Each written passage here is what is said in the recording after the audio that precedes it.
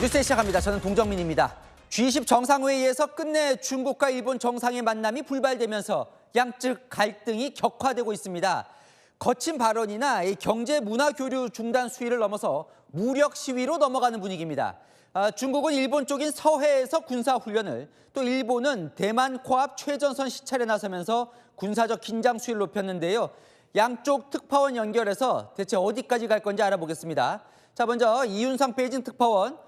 조금 전까지 군사훈련이 있었어요. 실탄 사격 훈련이었다는데 어느 정도 수위였는지 전해주시죠. 네, 중국은 오늘 동부 산둥성 인근 해역에서 실탄 사격 훈련을 진행했는데요. 훈련은 조금 전 마무리된 상태입니다. 중국은 다카이치 일본 총리의 대만 개입 발언 이후인 17일부터 서해 중부와 남부, 북부 등에서 최소 5차례 이상 군사훈련을 이어가고 있습니다. 오늘 훈련을 한 산둥성 류궁다오는 청나라의 근대 해군이 일본군에 크게 승리한 지역이어서 최근 이어진 훈련이 일본을 겨냥한 것이라는 분석이 나옵니다. 군사 전문가들은 최신 스텔스기 젠20과 장거리 로켓포 등이 동원됐을 것으로 보고 있고 사거리 1,500km 이상의 항공모함 킬러라고 불리며 미국과 일본의 해군력을 제압할 수 있는 둥펑 21D도 이번 훈련에 동원됐을 가능성이 제기되고 있습니다. 중국 로켓군 부대는 9월 전승절 열병식 때 공개했던 최신의 핵탑재 대륙간 탄도미사일 둥펑 61 등을 내보이며 일본을 압박하는 영상을 공개하기도 했습니다.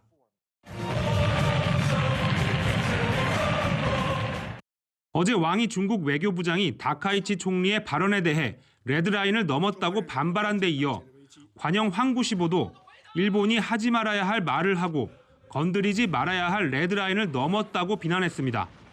홍콩에서도 시민단체를 중심으로 일장기를 찢는 반일 시위가 일어났고 일본 애니메이션 방영이 중단되는 등 일본과의 교류가 줄줄이 취소되고 있습니다. 지금까지 베이징에서 채널A 뉴스 이윤상입니다. 자, 도쿄도 연결해 봅니다. 자, 송찬욱 특파원. 일본은 이 다카이치 총리 대만 발언이 중일 갈등의 시발점이었는데 방위상이 대만과 붙어있는 자위대 기지 갔어요. 이거 분명히 중국 겨냥했다고 봐야겠죠?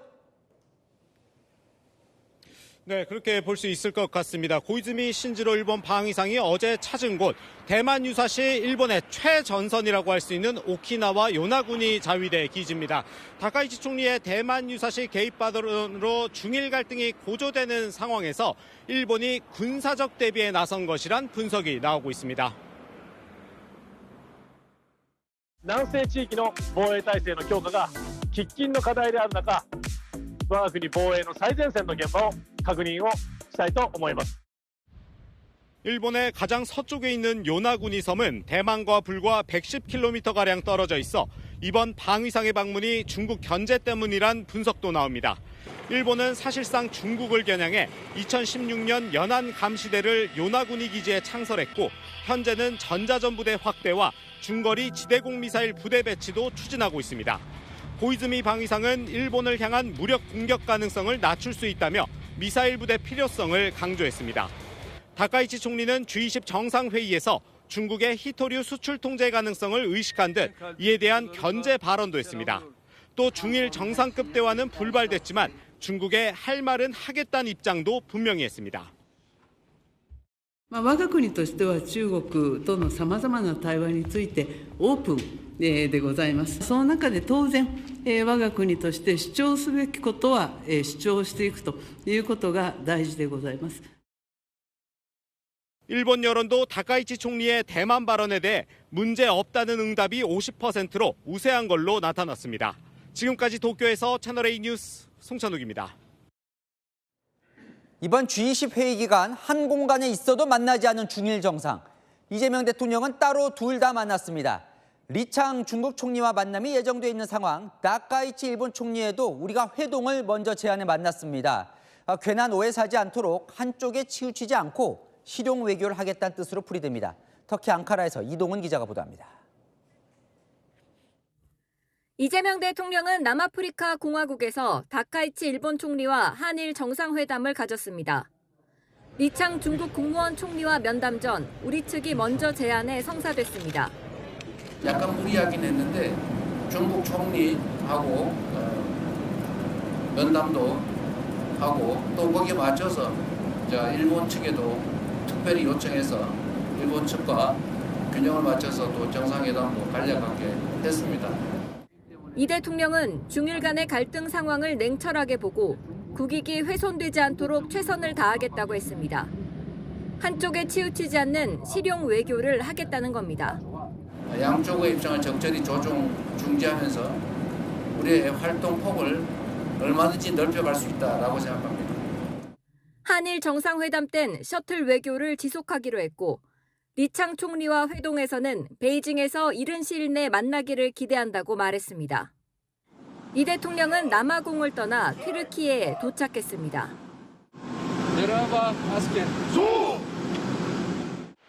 이 대통령은 잠시 뒤 에르도안 튀르키예 대통령과 정상회담을 합니다.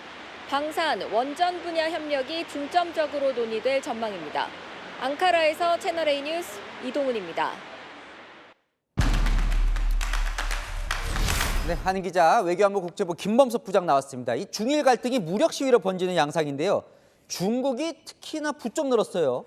그렇습니다. 아까 리포트에서 보신 바와 같이 오늘도 서해 동부 산둥서 인근 해역에서 실탄 사격 훈련을 했는데요. 중국은 최근 일주일 동안 서해 동서남북 방향에서 최소 5차례 이상 일본 보란 듯이 군사 훈련을 이어가고 있습니다. 일본 보란 듯 훈련을 했다면 뭔가 일본이 무서워할 무기들이 나와야 될 거 아니에요. 그렇습니다. 제가 군사 전문가들한테 한번 물어봤는데요. 공통적으로 꼽은 미사일 무기가 있습니다. 먼저 둥펑 17이라 불리는 극초음속 활공체 탑재 중거리 미사일 체계를 꼽을 수가 있는데요. 사거리 1800에서 2500km를 비행하는데 활공 단계에서 마하 5에서 10 엄청 빠르죠. 그런 속도로 비행해서 일본 요격 체계를 무력화할 수 있다는 겁니다. 현존하는 미사일 방어망을 돌파한다는 평가까지 나오니까 한미일 미사일 방어 체계 전체가 압박을 받는다는 얘기까지 나옵니다. 그리고요. 또 항공모함 타격용 극초음속 대함미사일 잉지 17이나 극초음속 순항미사일 잉지 19, 잉지 시리즈도 일본이 두려워할 수 있는 주요 전략 자산으로 꼽히는데요. 이 역시 궤도가 불규칙해서 요격이 어렵다 보니 항모 킬러라는 별명이 붙어 있습니다. 또 해상에서는 전투기를 싣고 바로 공격이 가능한 야오낭항 그리고 산둥함, 푸제남 등 항공모함이 있습니다. 야, 이거 뭐 항공모함에 미사일에 여러 가지가 있는데 네. 그럼 중국이 두려워할 만한 일본도 좀 대격할 만한 뭐가 있어요? 자, 근데 일본은 아시는 대로요. 2차 세계대전 패전국으로 전수방위 원칙, 그러니까 군대를 보유할 수가 없습니다. 하지만 아베 전 총리 때부터 이른바 적기지 공격 능력을 갖춰서 전쟁 가능한 국가로의 전환을 준비해왔습니다. 그 원년이 2022년인데요. 이후에 자국산 장사정 극초음속 미사일 12식 지대함 유도탄을 개발하면서 능력을 갖춰나가는 중입니다. 일본은 일본판 토마호크 미사일로 불리는 이거는 처음 시작은 사거리가 2,200km였는데 5배 긴 1,000km로 늘려서 개량 중이라는 것이 조금 위협적이라고 할 수 있겠습니다. 요미르 신문은 이를 통해서 중국 본토 군사기지나 레이더, 항공 전력을 타격할 수 있는 전략 무기로 발전했다고 평가하기도 했습니다. 또 대형 호위함 이즈모함이나 가가함에 이착륙이 가능한 스텔스 전투기 F-35B도 실전 배치도 시작했습니다. 물론 아직은 이제 무력 시위 정도 수준이긴 하지만 네. 일본은 말씀하신 대로 전쟁을 못하는 나라인데 네. 뭐 중국하고 대격할 수가 있는 거예요? 자, 그래서 앞서 리포트에서 보신 바와 같이 일본의 최남단이자 대만과 가장 가까운 오키나와 섬들에 이런 것들을 배치하려는 움직임이 나타나는 겁니다. 어제 고이즈미 일본 방위상이 방문한 요나구니 섬은 리포트에서 보신 바와 같이 대만에서 약 110km밖에 떨어지지 않은 곳인데 일본은 대만 유사시를 염두에 둔 최전방 지역으로 여기고 있습니다. 특히 현재 육상자위대 감시병력 약 160명이 배치돼 있는데요. 향후 중거리 지대공 유도탄 요격 부대나 전자전 부대 배치 계획을 갖고 있습니다. 그 옆에 이시가키 섬 역시 매우 중요한데요. 여기도 아까 말씀드린 일본판 토마호크 미사일 12식 지대함 미사일 부대가 배치될 것으로 알려졌습니다. 그래서 일각에서는요. 이번 중일 갈등이 오히려 일본한테는 전쟁 가능한 국가로의 전환을 가속화하는 거 아니냐. 다시 말해서 아베 전 총리의 꿈이 다카이치 총리를 통해 이루어질 수 있다는 우려도 제기됩니다. 어쨌건 중일 간에 막 이렇게 갈등이 깊어져요. 네. 우리나라는 어떻게 해야 됩니까? 자, 가장 큰 거, 그러니까 예상할 수 있는 거는 대만 유사시의 주한미군 투입 가능성일 텐데요. 그런 상황까지 가지 않더라도요. 중일 갈등이 길어지면 양측에서 이른바 한국 끌어들이기가 노골화될 것으로 보입니다. 당장 중국에서요. 다카이치 총리 비난에 노재현 주중 한국 대사를 언급하는 일도 나타났으니까요. 이재명 대통령이 이번 G20 정상회의에서 다카이치 총리랑 리창 총리를 다 만나는 등 한쪽에 치우치지 않는 실용 외교를 강조하고 있습니다. 또 기회가 될 수도 있겠군요. 네. 자, 아는 기자 김범석 부장과 살펴봤습니다. 다음 소식입니다. 정청래 민주당 대표가 추진하는 1인 1표제가 급제동이 걸렸습니다. 이번 주 처리를 끝낼 예정이었는데 의견 수렴이 필요하다는 반발에 부딪혀 일주일 미뤄졌습니다. 이 비공개 회의 과정에서 반발하는 친명계 인사의 언성도 올라갔던 것으로 전해졌습니다. 구자준 기자입니다. 정청래 더불어민주당 대표가 대의원과 권리당원에게 똑같은 권리를 주겠다며 추진해온 당원 1인 1표제. 지난주 최고위 의결을 거친 뒤 오늘 당무위 28일 중앙위 처리로 마무리하려 했던 계획에 차질이 빚어졌습니다. 당무위에서 반발이 터져나온 겁니다. 한 당무위 참석자는 비공개 자리에서 친명계 인사의 강한 이의 제기가 있었다며 당내 논의가 부족했다는 지적이 나왔다고 말했습니다. 이견이라기보다는 이 논의 과정에서 다른 의견이 있었던 것도 사실이고. 충돌이 벌어지자 김병기 원내대표가 중재안을 제시한 것으로 취재됐습니다. 중앙위 일정을 일주일 미뤄 수기 과정을 갖고 온라인뿐 아니라 오프라인에서도 중앙위원회 토론을 갖자고 해 받아들여졌습니다. 정 대표 측은 절차상 보완일 뿐이라며 일주일 연기에 큰 의미를 두지 않았습니다. 1인 1표에 대해 반대하는 의견은 없는 것으로 알고 만장일치라고 해도 과언이 아닙니다. 민주당은 중앙위에서 나오는 의견을 특별 결의문이나 부대 조건으로 반영하겠다고 했습니다. 채널A 뉴스 구자준입니다. 자, 정청래 대표를 향한 친명계 진영의 공개 반발이 터져나오고 있습니다. 당원 1인 1표제 취지는 공감하지만 졸속개혁 밀어붙이지 말라는 겁니다. 급기야 일부 당원들이 1인 1표제 무효라며 가처분 신청까지 냈습니다. 최재원 기자입니다. 더불어민주당 친명계 의원들은 정청래 대표의 당원 1인 1표제 추진을 졸속개혁이라고 직격했습니다. 우리 당의 역사와 정체성 그리고 가치를 훼손하는 우를 범하는 졸속개혁이 될 수도 있다고 저는 생각합니다. 사실상 대의원제 폐지나 마찬가지인데 보완책은 전무하다는 겁니다. 지난 수십 년 동안 운영해온 중요한 제도를 충분한 수기 과정 없이 단 며칠 만에 밀어붙이기 식으로 폐지하는 게 맞느냐. 한 민주당 의원은 당원 비율이 영남에 비해 호남이 압도적이라 대의원제가 힘을 못 쓰면 호남 쏠림 현상을 보정할 장치가 없다고 우려했습니다. 일부 친명당원들은 1인 1표제가 무효라며 법원에 가처분 소송도 제기했습니다. 이들은 대의원에게 약하고 권리당원에 강한 정 대표가 자신의 연임을 위해 독단적 결정을 한 것이라며 정 대표 탄핵까지 언급될 수 있다고 압박했습니다. 채널A 뉴스 최재원입니다. 강경파가 계속하자고 했던 내란 전담 재판부, 그동안 소극적이었던 원내 지도부도 결국 합류했습니다. 대통령 순방에서 돌아오면 추진하겠다고요. 윤석열 전 대통령 재판 2심부턴 이 내란 전담 재판부에 맡겨질 계획입니다. 이해주 기자입니다. 특검이 있으면은 특반도 있어야 합니다. 내란 전담 재판부 도입이 시급합니다. 민주당 강경파에 잇단 내란 전담 재판부 설치 주장에 김병기 원내대표가 호응했습니다. 내란 전담 재판부 당연히 설치합니다. 국민의 명령입니다. 여기에 대해 더 이상 소랑설레하지 않기를 바랍니다. 속도 조절을 강조한 민주당 지도부 입장이 나흘 사이 바뀐 겁니다. 지금은 대통령께서 국익 추구를 위해서 해외 순방 중에 계십니다. 이런 문제일수록 당정대가 긴밀하게 조율하는 것이 필요하다. 한 민주당 관계자는 당내 강경파에 결국 김 원내대표가 합세한 것이라고 했습니다. 김 원내대표 측은 내란 전담 재판부를 반대한 적 없다면서 교통정리를 한 것이란 입장입니다. 김 원내대표는 대통령이 귀국하면 차질 없이 추진하겠다고 했습니다.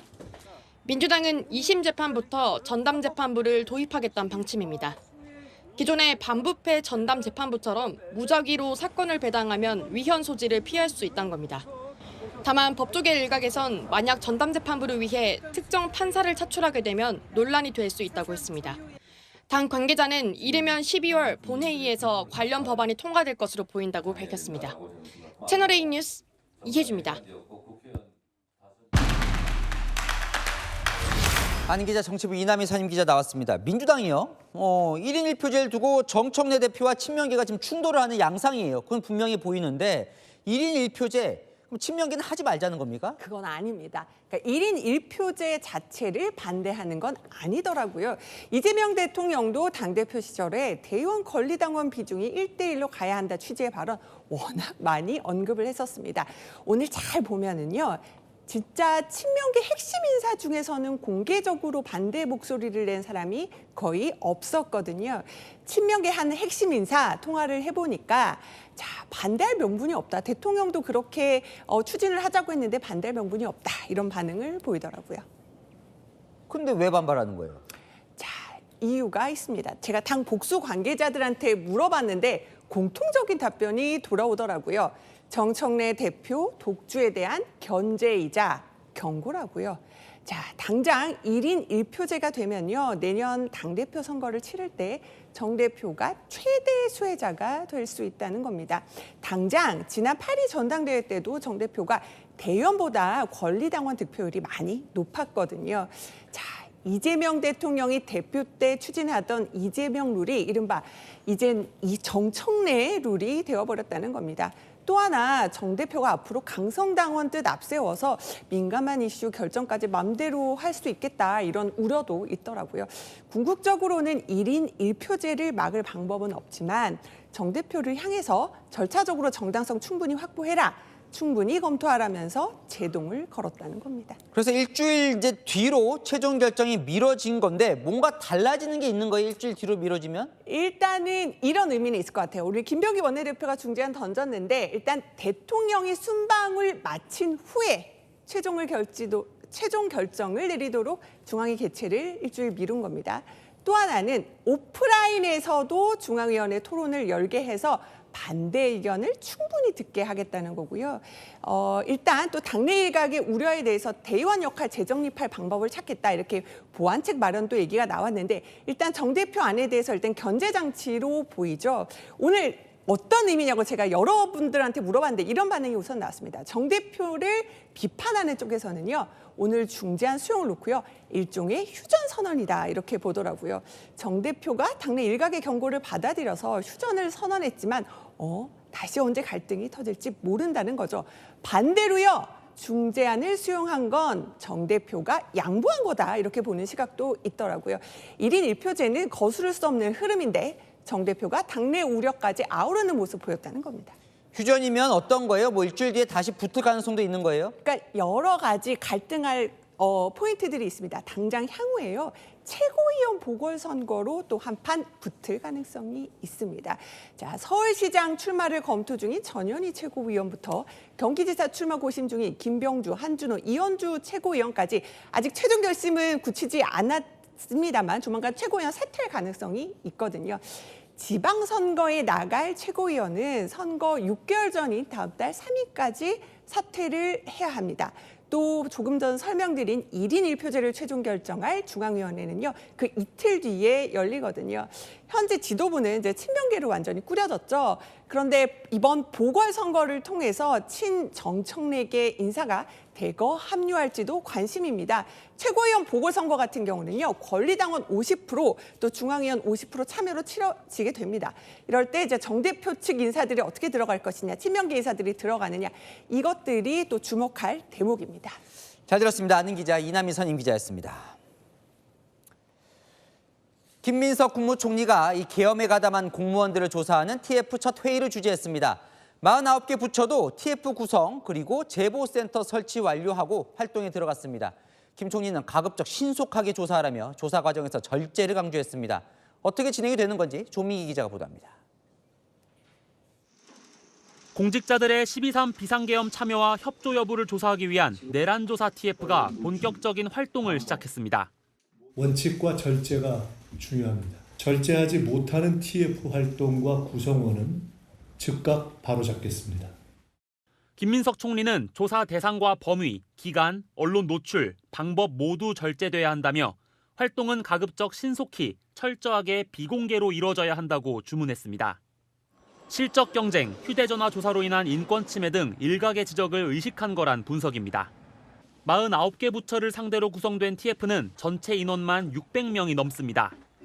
특히 국방부, 경찰청은 각각 수십 명의 조사단을 꾸렸습니다. 비상계엄에 가담했거나 협조했을 가능성이 높다는 판단에 고강도 조사 의지를 드러낸 겁니다. 내부 게시판과 이메일, 전화 등을 이용한 제보센터도 전 부처에 설치됐습니다. TF는 올해 말부터 내년 초까지 최대한 활동을 마무리하겠다는 방침입니다. 채널A 뉴스 조민기입니다. 대장동 사건 항소 포기에 반발했던 이 검사장들을 강등시키는 방안 정부가 검토 중이었죠. 대통령실과 정부가 조치를 하지 않기로 가닥을 잡았습니다. 이유가 뭘까요? 홍지은 기자가 보도합니다. 정부가 항소 포기에 반대한 검사장들에 대해 인사조치를 하지 않기로 가닥을 잡은 이유 중 핵심은 조직 안정화입니다. 여당에서는 기강 차원에서 강등을 주장해왔습니다. 검사장급의 평검사 강등 조치도 주저해서는 안 됩니다. 하지만 정부 관계자는 어떻게 전체 검사장을 다 평검사로 만드냐고 반문했습니다. 검찰이 안정되는 게 가장 중요한데 어떤 것이 좋은 방법인지 고민을 많이 하고 있습니다. 검찰청이 공소청 출범까지 남은 9개월 동안은 일을 해야 하는 만큼 더 이상 조직을 흔들지 말자는데 뜻을 모은 것으로 알려졌습니다. 강훈식 비서실장, 봉욱 민정수석, 우상호 정무수석 등 대통령실 핵심 참모들도 징계 반대쪽이었던 것으로 파악됐습니다. 굳이 항소 포기 이슈를 키울 필요 없다는 판단도 깔린 것으로 보입니다. 여권 관계자는 불이 붙었으면 불을 꺼야지 불쏘시개로 땔감을 주면 되겠냐며 항명 사태는 일단락된 걸로 보인다고 했습니다. 후임 검사장 인력풀이 부족하다는 현실적인 이유도 고려된 것으로 알려졌습니다. 하지만 법사위원들은 검사장 18명 고발은 철회하지 않을 방침입니다. 채널A 뉴스 홍지은입니다. 다음 달 이재명 정부는 서울 용산을 떠나 청와대로 돌아오는데요. 청와대에서 용산 갔다가 다시 청와대로 돌아오는데 1,400억 원 가까운 우리 혈세가 쓰이는 것으로 파악됐습니다. 그냥 청와대에 있었으면 생각할수록 아까운 세금입니다. 성혜란 기자입니다. 윤석열 정부의 핵심 사업이었던 용산 대통령실 이전. 이사 비용과 또 리모델링을 좀 해야 되기 때문에 496억의 예비비를 신청할 계획입니다. 하지만 결과는 달랐습니다. 국회 예산정책처 집계 결과 3년간 용산 이전에 쓴 돈만 832억 원, 예상치의 2배에 달합니다. 일단 용산을 쓰면서 청와대를 신속하게 좀 보수해서 그대로 다시 들어가는 게. 청와대 복귀를 선언했지만 그 비용도 만만치 않습니다. 용산 대통령실에 자리를 내줬던 국방부가 본 건물로 돌아오는 데 책정한 비용은 238억 원. 네트워크 구축과 시설 보수, 이사 비용 등이 포함된 금액입니다. 대통령실이 청와대로 돌아가는데도 지난 6월 편성된 예비비 259억 원에 더해 경호시설 건립과 집무실 공사비 명목으로 수십억 예산 증액을 내년도 예산안에 요청했습니다. 3년 전 용산 이전에 830억 원, 올해 청와대 복귀에 560억 원, 총 혈세 1,400억 원 가까이가 쓰이게 되는 겁니다. 내일 국회 운영위 예산소위에선 대통령실 이전 예산 타당성을 따져볼 예정입니다. 채널A 뉴스 성혜란입니다. 국민의힘은 추경호 전 원내대표 체포동의안 표결 사흘을 앞두고 긴장감이 높아지고 있습니다. 민주당이 말하는 이 정당 해산 그 몰이 시발점으로 보고 의총에선 당이 최대 위기다. 하나로 뭉쳐 싸우자 결의를 다졌습니다. 백승현 기자입니다. 국민의힘은 오늘 의원총회에서 강경투쟁 기조를 재확인했습니다.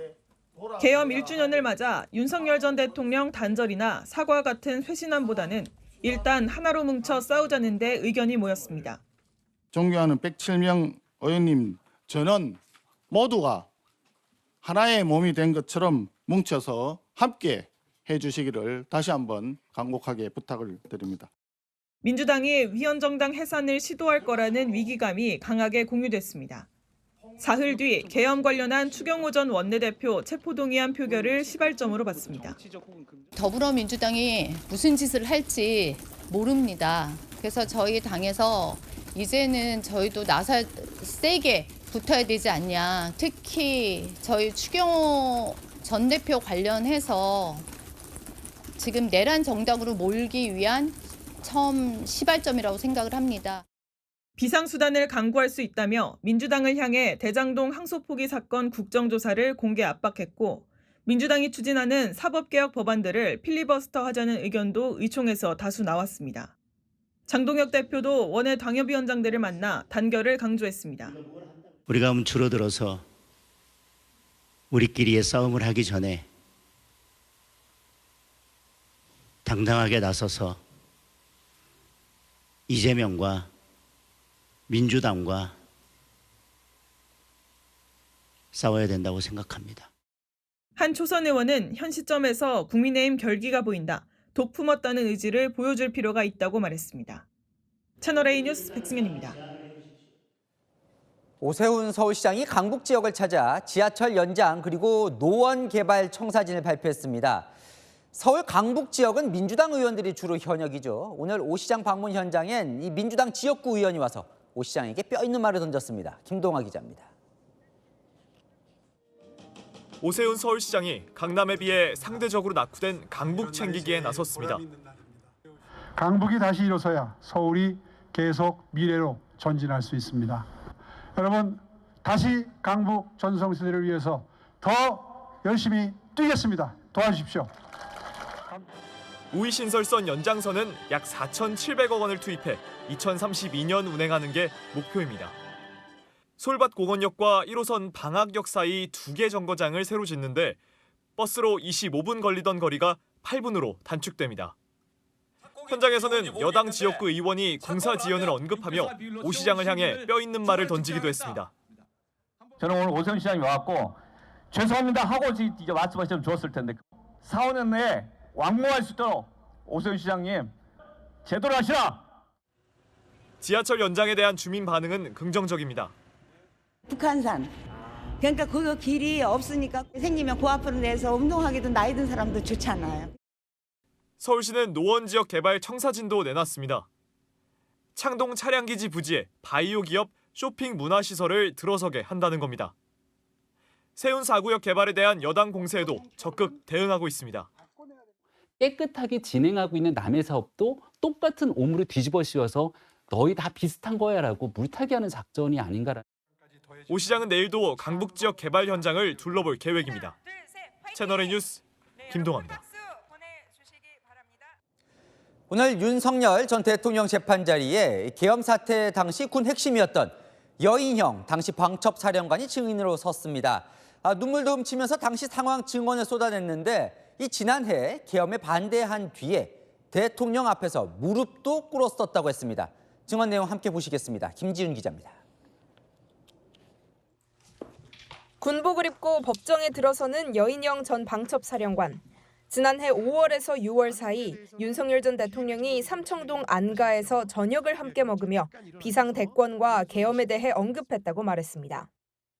긴급 명령권이라 그러나요? 긴급 명령권, 재정 명령권, 이런 것들이 뭔지를 이렇게 쭉 설명을 하셨고 그 와중에 계엄 이 얘기도 나왔습니다. 하지만 자신은 군의 훈련 부족을 이유로 계엄은 불가능하다고 말했다고 증언했습니다. 대통령이 갖고 계시는 비상조치권이라 할지라 그래도 군은 불가능합니다. 군의 실태를 말씀드린 겁니다. 얼마나 훈련이 안 됐는지, 훈련해본 적도 없는지 그걸 말씀드린 겁니다. 그리고는 대통령에게 무례했다는 생각에 바로 무릎을 꿇었다고 했습니다. 그럼 제가 왜 무릎을 꿇었을까요? 제가 1개 사령관밖에 안 되는데 대통령님 앞에서 그런 얘기를 하면 제가 뭐가 되겠습니까? 무례한 발언을 내가 했구나 하는 생각도 들고 해서 죄송한 마음도 있고. 법정에서 특검이 비상계엄 계획으로 보이는 자신의 휴대전화 메모장을 보여주자 조각 메모를 취사 선택해 특검이 이야기를 만들고 있다고 반발하기도 했습니다. 그때그때 생각나는 아이디어를 쓰고 지우고 그거를 다시 포렌식을 해서 그중에서 조각들을 끄집어내고 그 조각들 중에서 취사 선택을 해서 왜 멋대로 스토리라인을 만듭니까? 방첩사가 비상계엄에 투입될지 당일까지도 몰랐다고 주장하는 대목에선 안경을 벗고 눈물을 훔치기도 했습니다. 비상계엄 당일 방첩사 직원들은 나를 빼고 대부분 음주 회식을 했다며 준비하고 조직적으로 움직였다면 계엄 당일 정상 퇴근이 가능했겠냐고 반문했습니다. 특검은 윤 전 대통령이 정치인 체포 지시를 했는지 여러 번 물었지만 여 전 사령관은 자신의 형사 재판 등을 이유로 진술 거부권을 행사했습니다. 채널A 뉴스 김지윤입니다. 같은 시각 한덕수 전 국무총리 재판도 열렸습니다. 한 전 총리도 이 계엄 당시 상황에 대해 증언을 했는데요. 당시 멘탈이 붕괴된 상태였어서 헌법재판소 증언 때 위증을 했다고도 시인을 했습니다. 그건 또 무슨 내용인지 송진섭 기자가 전합니다. 윤석열 전 대통령 탄핵 심판 당시 계엄 문건을 받아본 적 없다고 했던 한덕수 전 국무총리. 저는 계엄 선포 당일 대통령실에서 계엄과 관련된 문건을 보거나 받은 기억이 없습니다. 오늘 내란 특검은 거짓 증언이라고 한 전 총리를 추궁했습니다. 오후 재판에선 비상계엄 선포 당일 한 전 총리가 다른 국무위원들과 상의하는 CCTV 영상도 틀었습니다. 미동도 없이 영상들을 지켜본 한 전 총리는 선포문을 먼저 받아본 뒤 계엄 해제 후 파쇄했다며 헌재에서는 위증을 한 것이 맞다고 인정했습니다. 대외 신인도에 미칠 악영향 등을 이유로 비상계엄을 반대했다면서도 멘탈이 붕괴된 상태라 당시 상황을 제대로 기억하지 못한다고 주장했습니다. 재판부는 모레 검찰의 구형을 듣고 내년 1월 한 전 총리의 내란 방조 혐의 등에 대해 선고할 계획입니다. 채널A 뉴스 송진섭입니다. 법원이 김용현 전 국방부 장관 변호인단을 다시 가두겠다고 나섰습니다. 지난주 김 전 장관 변호인이 법정에서 소란을 벌였다고 15일 가두는 감치 결정 내렸다가 풀어줬었죠. 판사가 오늘 재집행 의지를 밝히자 김 전 장관 변호인 판사를 직권남용으로 고발하겠다고 나섰습니다. 이기성 기자입니다. 한덕수 전 국무총리 내란죄 사건 재판부가 김용현 전 국방장관의 변호인 2명을 다시 감금키로 했습니다. 지난주 법정에서 소란을 피워 감치 15일을 결정했지만 변호인단이 이름 등을 말하길 거부해 구치소가 법원에 인적사항 보완을 요청하면서 풀려났습니다. 그런데 재판부가 감치 재집행을 예고한 겁니다. 감치 결정은 집행할 예정입니다. 적법한 절차로 인적사항을 확인해서 구치소에서 요구하는 요건을 맞추어서 집행할 예정입니다. 재판부는 다른 사안으로 추가 감치 재판도 열겠다고 했습니다. 지난주 비공개로 열린 감치 재판 때 변호인들이 판사에게 한 해보자는 거냐, 공수처에서 봅시다 등의 발언이 법정 모욕에 해당된다고 본 겁니다. 김 전 장관 변호인단은 지난주 석방 이후 유튜브에 나와 재판부를 욕하기도 했습니다. 이진관이 너무 죽었어 이거. 전문용어로 뭣도 안. 변호인단은 법정 소란도 없었고 법원이 정당한 변론권을 침해했다며 이 부장판사를 직권남용 혐의로 공수처에 고발했습니다. 채널A 뉴스 이기상입니다. 외국인 상대로 바가지 요금을 받는 악덕 택시기사 실태 저희가 전해드렸는데요. 한술 더 떠서 택시 면허도 없는데 일반 차량에 가짜 스티커 붙이고 바가지 요금으로 외국인 태우는 불법 택시가 기승입니다. 적발이 돼도 적반하장입니다. 이 생생한 불법 택시의 실태, 최다함 기자가 현장 카메라에 담았습니다. 새벽에 명동 한복판을 뛰게 된 사연. 제 질문에 대한 답을 못 들었기 때문입니다. 선생님, 저 궁금한 게 언제부터 그러셨는지. 개인 택시 딱지도 있더라고요.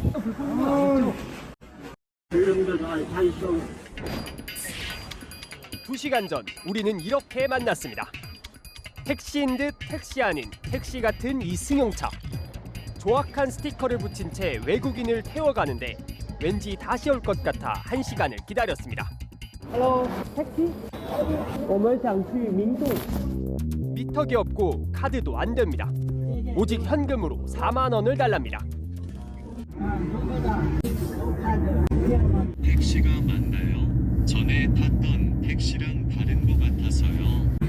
택시가 여러 가지예요. 이거는 택시 드라이버 우버. 거짓말입니다. 면허 없이 자가용으로 영업하는 불법 택시입니다. 택시 조합은 요즘 이 불법 택시 잡는 데 혈안입니다. 지금 서울 JT조합의 대형부 본부장입니다. 오고 있어요. 경찰이 와도 당당합니다. 불법인 건 아셨죠? 여객운송법 위반이에요. 2년 미만 기억이나 2천만 이하 벌금 나올 수 있거든요. 같이 못해. 지네들이 뭐 암행어서야 이렇게 당당한 이유 한두 번이 아니어서였을까요? 인터뷰 안 해준대요? 어쩔 수 없죠. 원하지 않으면. 연초부터 4월달부터 서울역 앞에서 명동에서 많이 하다가 여러 번 잡히고. 인천공항에서도 가만히 서 있으니 누군가 다가옵니다.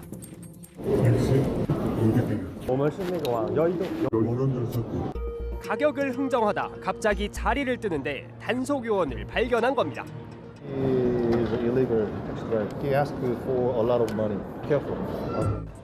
하지만 다시 나타납니다. 공항 주차장으로 가자면서도 단속 요원을 피해 숨었다 가기를 반복합니다. 인천공항에서 여의도까지 13만 원. 단속되자 하소연이 펼쳐집니다. 13만 원 좀 많이 비싼 거 아닌가요? 본인 포함했습니다. 인천공항 가봐서 아는데 그 포함해도 많이 걸리신 적 있지 않으세요? 얼마 전에 걸렸어요. 지었다가 하는 거예요. 대수살 넘으면 고용을 잘합니다. 서울역 앞도 비슷한 상황입니다. 붙잡은 택시 조합과 붙잡힌 불법 택시 간 충돌이 격해집니다. 어디 가시게요? 어디 가세요? 선생님 창문. 아니 나 정말 나이 먹어가지고 아무도 봐줘요. 나 미쳤어요. 아이! 서울시는 불법 택시 신고 포상금 제도를 운영 중입니다. 신고 한 건당 포상금 20만 원입니다. 불법 택시 영업은 2년 이하의 징역이나 2천만 원 이하 벌금에 처해질 수 있습니다. 이거 뭔데 무슨 뭐 징역 2년이니 뭐 어떤 그래서 네가 판사야 검사야. 현장 카메라 최다함입니다. 평화롭고 아름다운 천혜의 관광지 제주 우도 선착장이 한순간에 아수라장이 되었습니다. 항구에 도착한 승합차가 갑자기 돌진을 하면서 이 3명이 숨지고 10명이 중경상을 입었습니다. 승합차 운전자는 급발진을 주장하고 있습니다. 공국진 기자입니다. 관광객들로 북적이는 제주 우도 천진항. 무언가에 놀란 사람들이 황급히 달아납니다. 잠시 뒤 흰색 승합차가 빠른 속도로 달려오더니 주차된 스쿠터를 들이받고 항구 대합실벽과 충돌합니다. 사고 충격에 파편이 사방으로 튕겨나갑니다. 오늘 오후 2시 47분쯤 제주 우도 천진항에서 배로 항구에 도착한 승합차가 내리던 중 돌진하는 사고가 났습니다. 내리면서 하얀색 스타렉스가 그래서 급발진하듯이 달려오면서 천진항 매표소 앞쪽에서 났어요. 차가 내리고 있는 상황이라서 갑자기 엄청난 속도 보니까 깜짝 놀라고 차를 막 피하고 그 소리가 컸거든요. 이 사고로 심정지 상태인 3명이 헬기로 긴급 이송됐지만 3명 모두 숨졌습니다. 다른 2명은 중상이며 8명은 경상으로 병원에서 치료 중입니다. 사고를 낸 승합차 운전자는 60대 남성으로 지인 5명과 승합차를 타고 우도로 관광한 곳으로 알려졌습니다. 사고 피해자들 역시 대부분 관광객이었습니다. 승합차 운전자는 경찰에 차량이 갑자기 급발진했다고 주장한 것으로 전해졌습니다. 음주나 무면허는 아닌 것으로 파악됐습니다. 입에 캐는 거 그것은 감시해보니까 음주는 하지 않았다는 것까지는 나왔어요. 면허 정상. 경찰은 운전자와 목격자 등을 상대로 정확한 사고 경위를 조사 중입니다. 채널A 뉴스 공국진입니다. 우리 해역에서 불법 조업을 하다가 단속을 피해 도망가는 중국 어선들, 이 저항하는 수법도 갈수록 진화하고 있습니다. 쇠창살에 와이어에 철조망까지 이 3중 방어막을 뚫고 우리 해경이 체포하는 모습, 김대욱 기자가 보도합니다. 해경 단속정이 하얀 물살을 헤치며 중국 어선을 추격합니다. 사이렌을 울리고 정선 명령을 내리지만 중국 어선은 속도를 줄이지 않습니다. 우리 해역에서 불법 조업을 하다 단속을 피해 도주하는 겁니다. 중국 어선 측면에는 긴 쇠창살이 나와 있고 와이어를 연결해 해경 선박이 접근하지 못하도록 했습니다. 갑판에는 철조망을 둘러 탑승하는 것도 막아놨습니다. 가까스로 접근한 해경이 절단기로 와이어를 잘라냅니다. 둘러친 철조망을 제거한 뒤 간신히 배에 오릅니다. 삼중으로 방어막까지 하고 도주하던 중국 어선은 추격 40분 만에 붙잡혔습니다. 200톤급 어선으로 40대 선장 등 16명이 타고 있었습니다. 실제 이런 등선 방해물이 단속경찰관의 실족이라든지 와이어 감김 등 이렇게 야기할 수 있어가지고 굉장히 위험한 불법 개조물이거든요. 해경은 중국 어선을 인천해경 전용 부두로 압송해 불법 조업 경위를 추가 조사 중입니다. 채널A 뉴스 김대욱입니다. 한강 버스 사고에 이어 이번엔 한강 밤섬 근처에서 요트가 멈춰섰습니다. 이 수위가 낮아지면서 요트가 이 강바닥에 걸린 건데요. 요즘 갈수기라서 주의가 필요합니다. 권경문 기자입니다. 한강 밤섬 근처에 배 여러 척이 모여 있습니다. 빨간색 구조정이 하얀색 요트를 강 중간으로 천천히 끌고 갑니다. 강 바닥에 걸려 멈춘 개인 요트를 구조하는 모습입니다. 요트는 약 20분 만에 수위가 높은 강 중간으로 옮겨졌고 탑승자 6명도 무사히 구조됐습니다. 소방당국은 겨울철 갈수기를 맞아 한강 수위가 낮아지면서 요트가 강 바닥에 걸린 걸로 보고 있습니다.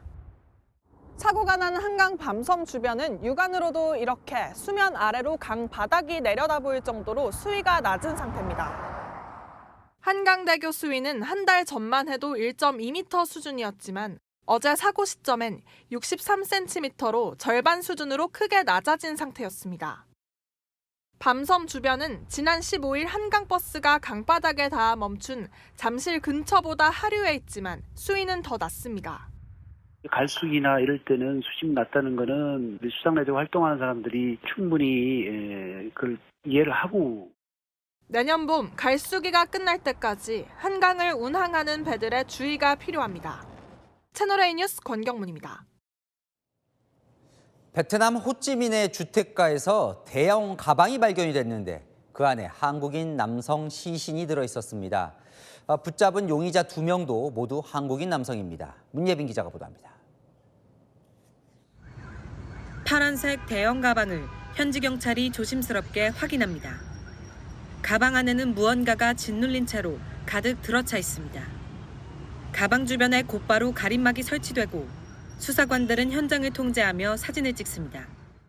현지 시각 어제 오후 베트남 호찌민의 한 고급 아파트 인근에서 한 남성의 시신이 가방에 든 채 발견됐습니다.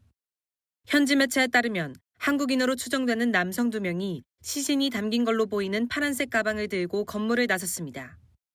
그러나 가방의 무게와 악취를 수상히 여긴 경비원과 주민들이 제지하자 이들은 가방을 버리고 도주한 것으로 알려졌습니다. 현지 공안은 용의자로 추정되는 한국인 남성들을 체포해 조사 중이며 피해자의 경우 한국인이라는 추정이 있었지만 현지 당국은 피해자의 국적 등을 특정하지 않은 채 조사를 이어가고 있습니다. 시신 상태가 상당히 부패한 점 등을 토대로 정확한 사망 시점과 원인을 확인 중입니다.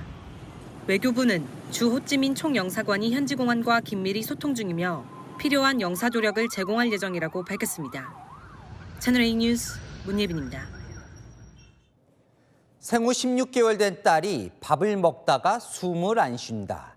이런 엄마의 신고로 병원으로 이송됐지만 끝내 아기는 깨어나지 못했습니다. 그런데 이 숨진 아기 심각한 저체중 상태에다 몸 곳곳에서 학대 의심 흔적이 발견됐습니다. 김지우 기자가 단독 보도합니다. 어둠이 내린 주택가에 구급차가 도착하고 구급대원이 빌라 안으로 급히 뛰어들어갑니다. 잠시 뒤 구급대원이 16개월 난 여자 아기를 품에 안고 나와 구급차로 달려갑니다. 딸이 저녁을 먹다가 숨을 못 쉰다는 20대 여성의 신고를 받은 겁니다. 이곳 병원에 도착했을 때 아기는 이미 심장이 멎어 있었고 사망 판정을 받았습니다. 병원 측은 경찰에 아동학대가 의심된다고 신고를 했습니다. 숨진 아기의 등과 손발, 몸 곳곳에서 멍자국과 함께 핥히고 긁힌 상처가 발견된 겁니다. 아기 몸무게도 생후 16개월의 정상 수준에 못 미치는 저체중 상태로 의심됐습니다. 밤에 늦게까지 있더라고 경찰들이. 숙대가 좀 있는 것 같다는 얘기만 했고. 아이 엄마는 상처에 대해 집에서 키우는 개와 놀다 긁힌 것 같다는 취지로 진술한 걸로 전해집니다. 경찰은 아기 시신의 부검을 의뢰하고 부모의 아동학대 의혹에 대해 입건전 조사에 착수했습니다. 채널A 뉴스 김지우입니다. 어제와 그제 지난 주말은 봄날처럼 포근했는데 내일 오후부터 기온이 급격히 떨어진다고 합니다. 이 두꺼운 외투를 벗었다 입었다 하는 변덕스러운 날씨가 올 겨울 내내 이어진다는데요. 이현용 기자가 전해드립니다. 한낮 17도의 포근한 날씨에 시민들은 외투를 벗었습니다. 반팔 차림도 춥지 않았습니다.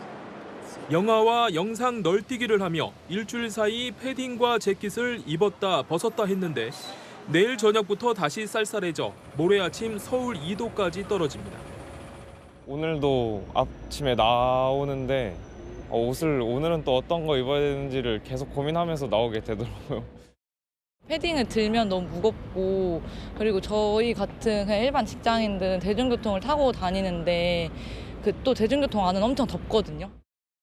추웠다 풀렸다를 반복하는 요즘 날씨처럼 올겨울 추위도 들쑥날쑥할 것으로 보입니다.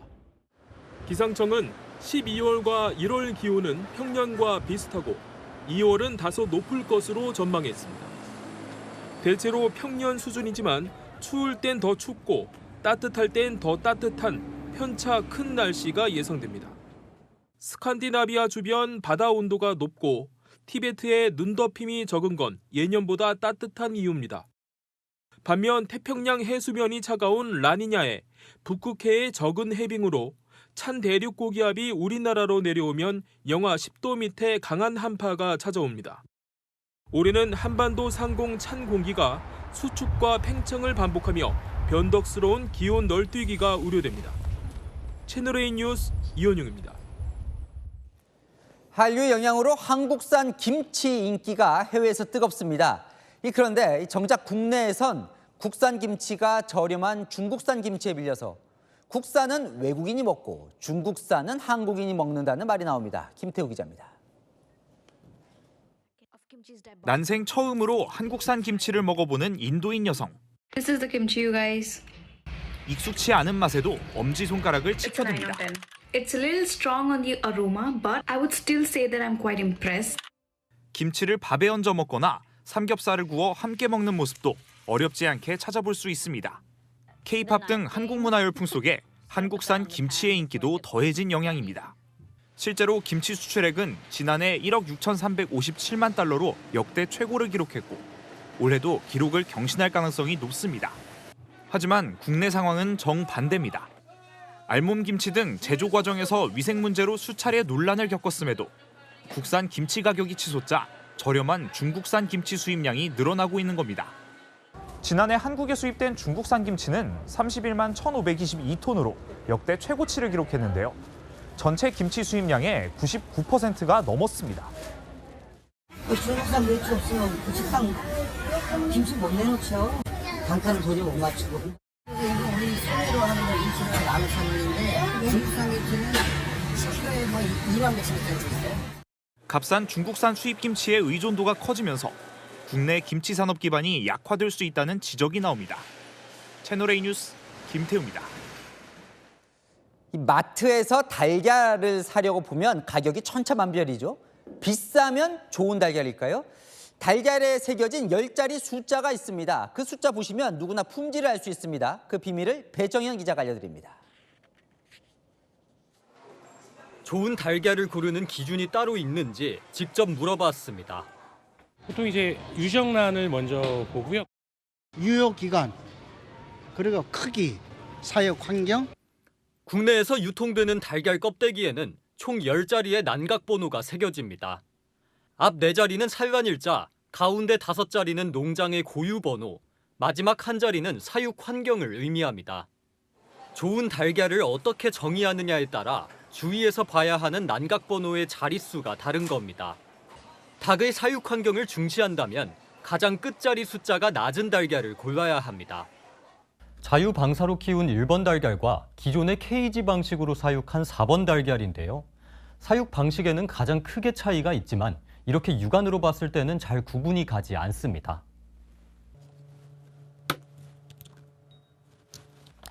깼을 때 흰자와 노른자가 옆으로 퍼지지 않고 노른자 위가 높이 솟아 있으면 더 신선한 계란입니다.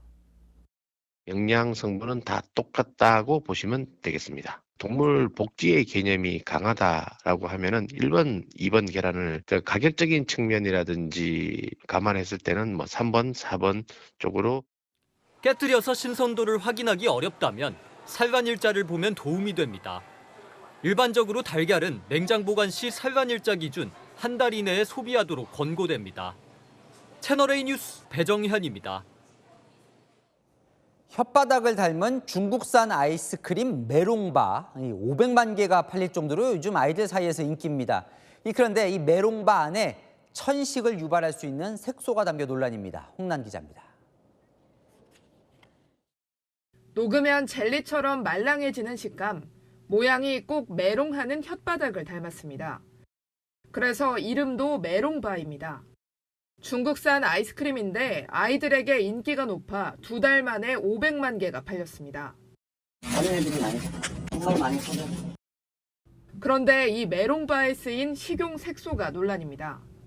타르게 식용 색소 3가지가 아이스크림 제조에 쓰였는데 유럽연합 EU에서는 이 색소가 아이들의 천식 등을 유발할 수 있다고 경고했기 때문입니다. 전문가에게 물으니 실제 주의가 필요하답니다. 심할 경우에는 천식 같은 알러지 질환을 유발을 하고 어린 아이들이 섭취를 많이 할 경우에는 주의력 결핍 장애 그것에 좀 연관이 된다라는. 그런데 우리나라 기준은 EU와 다릅니다. 우리나라는 메롱바에 들어간 색소들을 식품 첨가 가능 색소로 분류하고 있습니다. 온라인상에서는 아이가 먹고 싶다고 해 사줬는데 어떻게 하느냐며 학부모들의 걱정이 큽니다.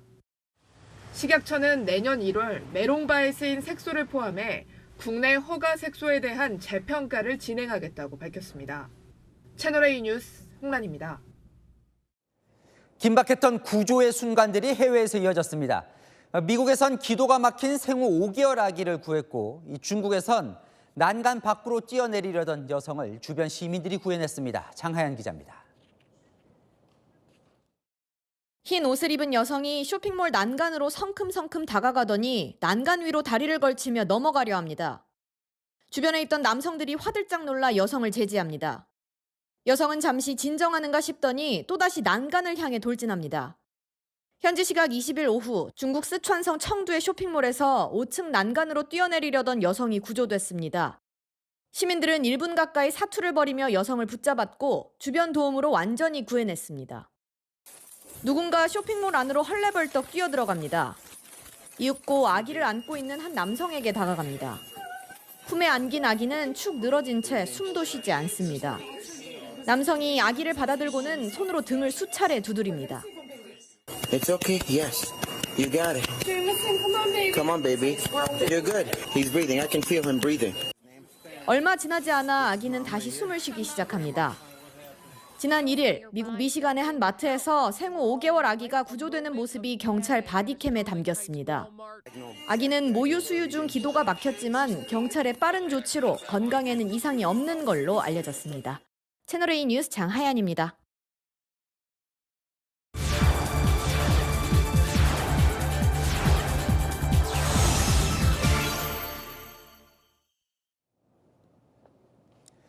무려 230년 넘게 주고받던 동전이 사라지면 어떤 일이 벌어질까요? 미국에서 1센트가 사라졌습니다. 1센트 동전을 만드는데 1센트보다 돈이 더 들어가니까 제작을 중단한 건데요. 거스름돈을 자주 주고받던 편의점과 노점에서 무슨 일이 벌어지고 있을까요? 세계를 가다 조아라 뉴욕 특파원이 현장 취재했습니다. 미국 1센트 동전 페니입니다. 232년 전 처음 발행됐고요. 탄생 100주년을 기념해 링컨 대통령을 새긴 링컨 페니가 만들어졌고 이 디자인은 100년 넘게 이어졌습니다. 하지만 제조비가 화폐 가치보다 높고 또 실제 사용도 줄면서 정부는 추가 제작을 중단하기로 했습니다. 그 결정 이후 이곳 뉴욕에서도 변화들이 감지되고 있습니다. 핫도그를 사기 위해 편의점을 찾은 60대 남성 빌 씨. 2달러 58센트짜리 핫도그 한 개를 사고 3달러를 지불했지만 거스름돈은 42센트가 아닌 50센트였습니다. I might give you 50 cents instead of 42 because we are no longer carrying pennies, so we're going to round it up. 페니 구하기가 어려워질 걸로 예상되면서 일부 미국 편의점 체인들은 1센트 단위 잔돈을 5센트 단위로 올림해주고 있습니다. 이런 식으로 가게들이 한 손님당 최소 1, 2센트씩 잔돈을 더 내주다 보면 편의점 업계 전체 매출은 하루 125만 달러, 약 18억 원 감소할 수 있다는 분석도 있습니다. 뉴욕의 일부 식당과 과일 노점상들은 메뉴판과 가격표에서 99센트를 지웠습니다. 상점 주인들은 페니 생산 중단이 저가 상품 가격 상승으로 이어질까 우려합니다. In long run, I do see a lot of the lower country item, which is 1 penny items, be affected by a lot of inventory or stocked items coming in new into the market of how things will be priced. It will be probably 0 to 5. 현금을 자주 쓰는 저소득층의 걱정도 커지고 있습니다. I have one situation that I went to the supermarket and because I don't have 2 penny, they say, okay, give me the dollar. 뉴욕에서 채널A 뉴스 조아라입니다. 내일은 비가 오면서 낮부터 추워집니다. 새벽부터는 미세먼지의 황사까지 더해져 공기가 더 탁해집니다. 비는 내일 새벽 시작돼 오후면 대부분 그칩니다. 양은 5에서 20mm로 많지 않지만 벼락과 우박이 함께 떨어질 수 있고요. 높은 산간에는 1에서 5cm의 눈이 쌓이겠습니다. 내일 아침 서울 8도로 오늘보다 2도 낮지만 낮 기온은 10도로 오늘보다 7도나 떨어지며 추워지겠습니다. 내일 오전에는 황사까지 유입되며 미세먼지 매우 나쁨까지 치솟겠고요. 비의 황사가 섞여서 내릴 수 있겠습니다. 날씨였습니다. 뉴스에 마칩니다. 시청해주셔서 감사합니다.